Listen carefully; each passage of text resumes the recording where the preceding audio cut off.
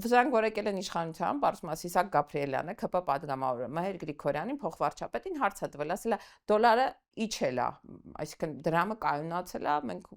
ահագին 20% ծավալ բան ունենք, տարբերություն ունենք։ Իջացնելու եք այդ գազի գինը։ Հիմա ձեր տանն էլա չէ գազով ջեռուցում։ Իմ տանն էլա գազով ջեռուցում։ Ես ձմեռը 80,000 դրամ ամսական գազի փող եմ տալիս։ Հիմա 20% եթե իմ 80,000 դրամից իջներ, ես անկեղծ երջանիկ կլինեի։ Իսկ թվում է դու էլ ու բոլոր հայերը։ Մենք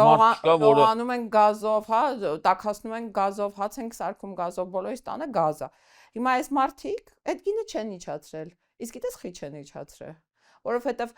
թանկ նորակառույցներ են սարքել Երևանում։ Այդ ավելացած գումարը դրել են այդ խողովակաշարը հավաքելու, նոր խողովակաշար հավաքելու համար։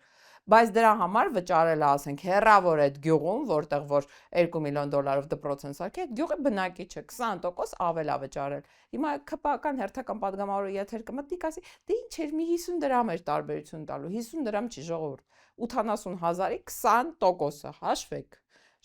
պարզ մաթեմատիկա է, вообще 50 դրամ չի։